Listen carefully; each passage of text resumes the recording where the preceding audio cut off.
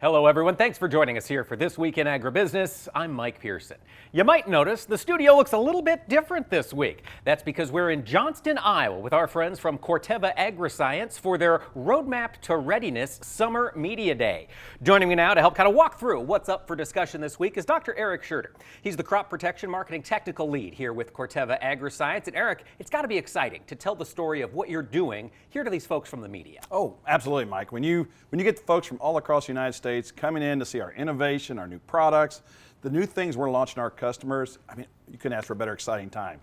And what a year to be talking about crop protection chemistries in particular, because this has been a wildly variable weather year across the United States. Yes. Many farmers have been dealing with wet weather. What are some of the challenges you've noticed this year for weed control? Yes, when you think about whether you're Texas, the Dakotas, Nebraska, Ohio, Pennsylvania, it's been a mixed bag of weather.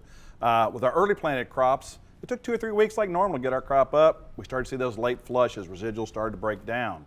For our more normal or timely planting, well, we just had so much rain, a lot of our growers could not get the pre's on. And that put a lot of emphasis on that in-season residual to try to get us to canopy closure. Whether you're talking about corn products like Cairo and Resicor Rev with that 24-inch tall height cutoff, boy, that give farmers a lot more window to get control and get that residual. For soybeans, products like Inversa give us that 4 weeks of extra residual, again, to get us that canopy closure. Absolutely critical here in 2025. Now, of course, we're halfway through the season for a lot of these growers. For those folks who have been wet, they've had abnormally wet growing seasons, what are some of the challenges they ought to be watching for in the next month or month and a half? Well, first and foremost, we need to be scouting before and scouting after an application, just to make sure we know what's there and did we do a good job. Now, with this wet weather, it's a challenge. We all know that. It means that we sometimes can't get out there timely. Our residuals are starting to break down. We're putting a lot of stress on those post-emerge products. But at the end of the day, we still got to get control if we want to try to get good weed control for that end of the season. Absolutely true. Now, of course, there are some growers out there who are begging for a moisture. I mean, they are dry, dry, dry. For those folks, they're going to be facing a different set of challenges with regard to weed control. What do you advise them to keep an eye out for? Still got to scout before, we still got to scout after. That doesn't change. But one of the things there, especially under dry conditions, it's a lot tougher because our residuals don't always get activated, whether that's a pre or that's in-season residual. Those hardened off weeds, if they're not actively growing, they're not taking up our herbicide. So that makes it a little more challenging.